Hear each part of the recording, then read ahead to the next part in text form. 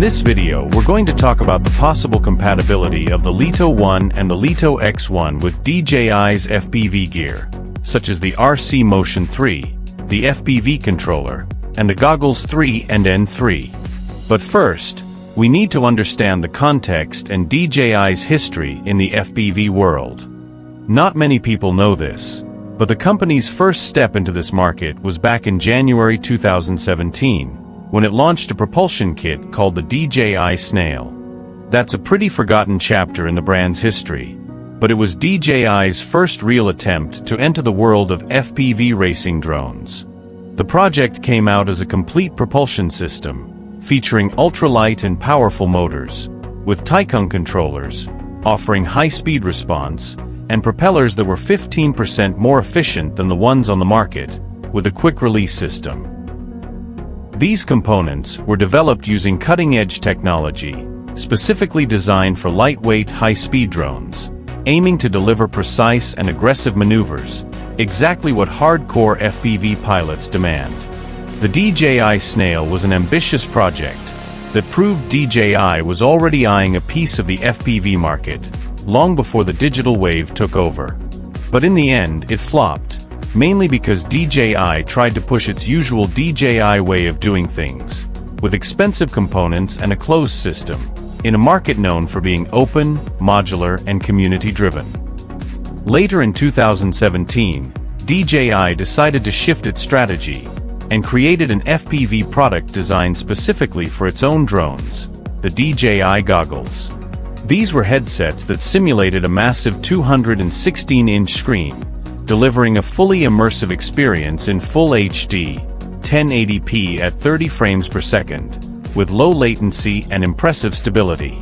They also featured an advanced head tracking system, which allowed the camera to follow the pilot's head movements in real time. Even though they were bulky, heavy, and expensive, the DJI goggles were revolutionary at the time. Paired with the original Mavic, they used DJI's brand new digital transmission system, OcuSync 1.0, marking the company's first real step into high-quality, digital FPV experiences. In 2019, the traditional FPV market was still dominated by analog systems, with low resolution and lots of interference.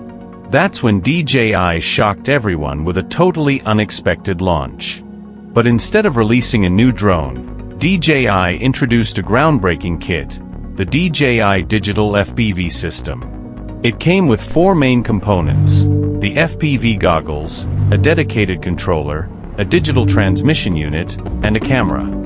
This kit gave users access to DJI's signature image quality, with onboard recording in Full HD 1080p at 60 FPS, and real-time video transmission to the goggles at 720p and 120 FPS, with low latency and a range of up to 4 kilometers. For the first time, all this quality was available to FPV enthusiasts without giving up the freedom to build their own drones. That meant more flexibility in setup and lower maintenance costs, a combo that instantly won over the FPV community. In March 2021, DJI launched its first FPV drone, a device specifically designed for high-speed, adrenaline-filled flights. But truth be told, it wasn't a pure FPV drone. It was more of a hybrid, blending cinematic visuals with the thrill of traditional FPV flying.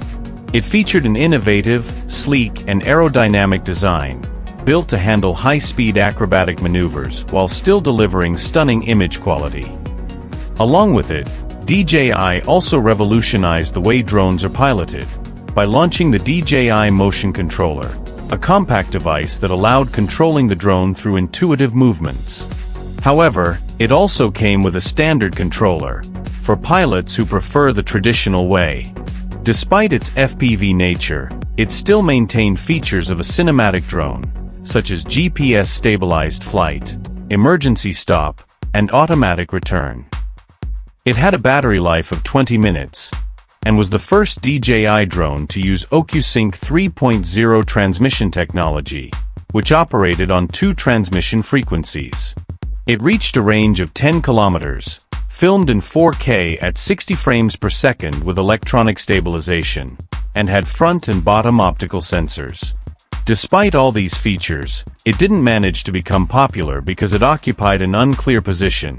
It was too expensive for an FPV drone and not very suitable for cinematic footage. As a result, its production was discontinued. All these past mistakes served as learning experiences, and DJI used that knowledge to refine the design of its new FPV drone to better meet consumer demands. In August 2022, they launched the DJI Avata. Its main highlight was the compact and innovative design, with propeller guards integrated into the drone's body, making the structure more robust and durable.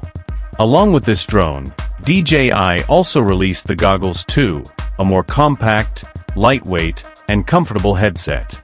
Additionally, the DJI Motion Controller 2 was launched, offering better optimization and greater precision than its predecessor.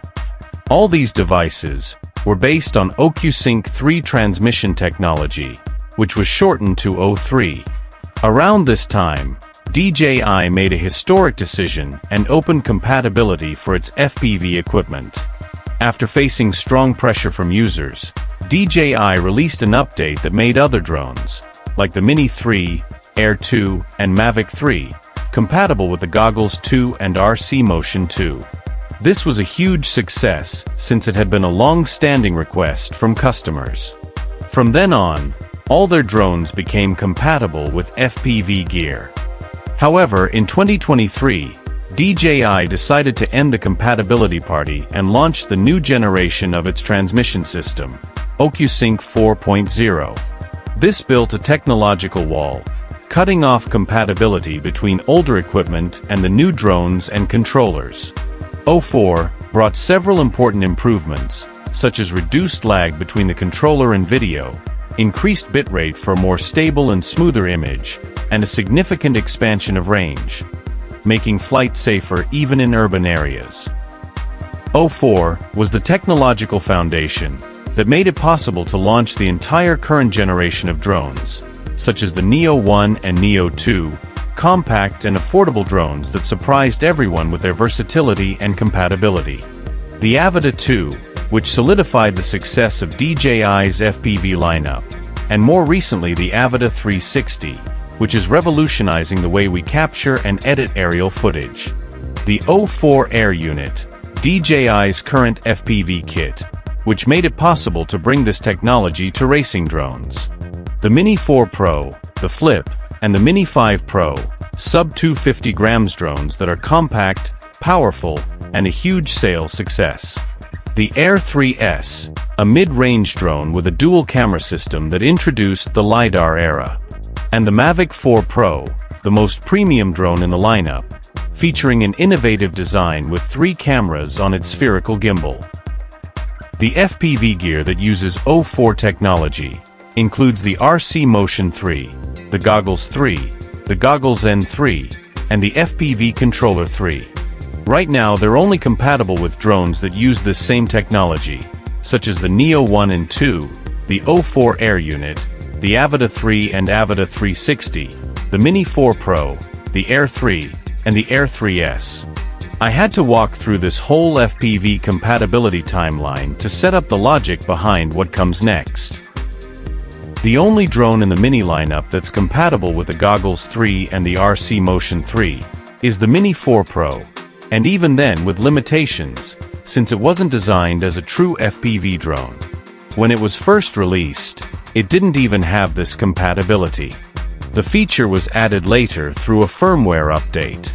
The same thing happened with the Mini 3 Pro, but since it used O3 technology, it was only compatible with the RC Motion 2, the Goggles 2, and the Goggles Integra. Later on, newer drones like the Mini 5 Pro, and even the Flip, which has propeller guards, did not receive this compatibility at all. That makes one thing very clear: DJI is increasingly separating the world of standard drones from FPV drones. And that makes it even less likely that the Lito will ever support this type of gear. So right now, if you want an immersive FPV-like experience with a foldable drone, there's really only one option: the Mini 4 Pro, which has become a rare exception. If you enjoyed this video, please leave a like and don't forget to subscribe to the channel. Thanks for watching.